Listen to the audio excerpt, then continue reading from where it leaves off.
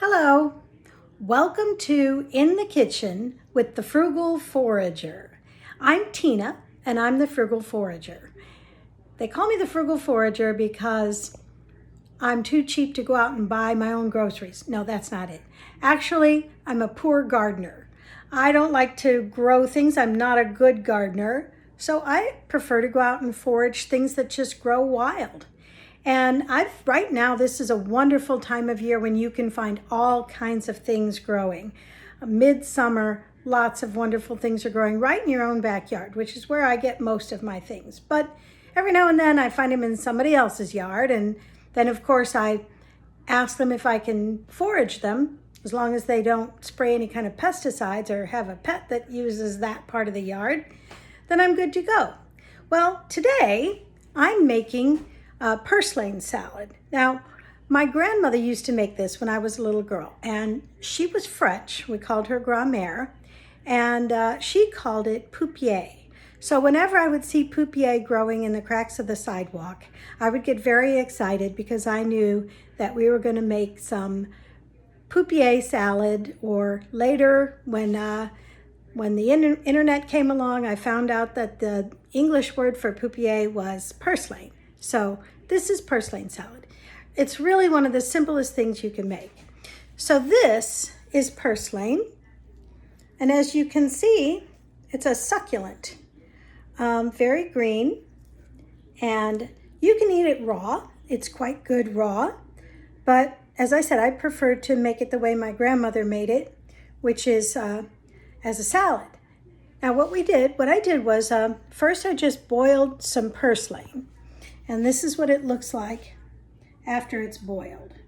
I boiled it for about 5 minutes. Then I'm just going to throw some vinegar and oil dressing on it. And then I'm going to chill it. And then it's ready to eat. Now, if you really like making things from scratch, you might want to make your own vinegar and oil dressing. But if you have a really good bottled dressing that you really like, that's what I'm going to do. I'm just going to use the bottled dressing. So meanwhile, I've got a few other things here that I've got going on that I wanted to show you. First of all, I am making something called nocino. And what this is, it's an Italian liqueur, and it's made from green, unripe Missouri black walnuts. So this is the time of year when you can get them when they're still green. And this has vodka, lots of sugar, cinnamon stick, vanilla bean, and cloves in it. And this is going to sit for several weeks. It's already been sitting for about a week and a half. And you have to shake it every day. And then after a couple of months, it's ready to drink. Here we have another thing with black walnuts. These used to be green. This is going to be pickled walnuts. Now these have been sitting in a brine for a week, and the next step is I'm going to put them in their pickling juice, the vinegar and spices, and then I'm going to let those sit until they're ready.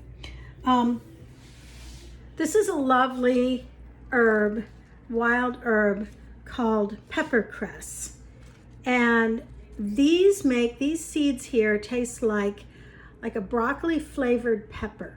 So you can use this to season anything just as it is, or you can boil it and eat it as a cooked green.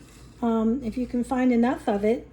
These leaves here they're very tasty. They're very delicious, but as you can see, there's not much of them. So if you can find enough, you can actually maybe make a decent meal, or just use it as a seasoning. Most of you recognize this. I call it sour grass. That's what I called it when growing up. This is wood sorrel. I like to use wood sorrel in salads. I put it on sandwiches in place of bean sprouts, or it's can be your combination pickle, lettuce, bean sprout, because that's what it tastes like, a combination of all that. And it's really delicious in just about anything. And then here is poke, or pokeweed. Now, this you're supposed to harvest before it gets too tall, because they say it has toxins in it. So you want to get it when it's young and short.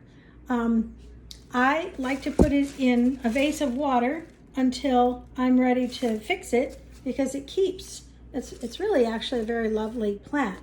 What I'm going to do with this is you boil it in, well, they say 2 changes of water, 2 to 3, but I just do 1 change of water. I don't even know if that's necessary. A lot of people don't even do that.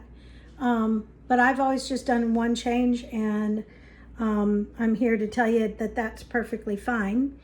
And then you saute it with bacon and onions and a little salt and pepper, and it is delicious. So that's it for now from Tina the Frugal Forager. I'm going to go throw my vinegar and oil on my Poupier and put it in the refrigerator, and then that's what I'm going to have with my dinner tonight. So, ciao.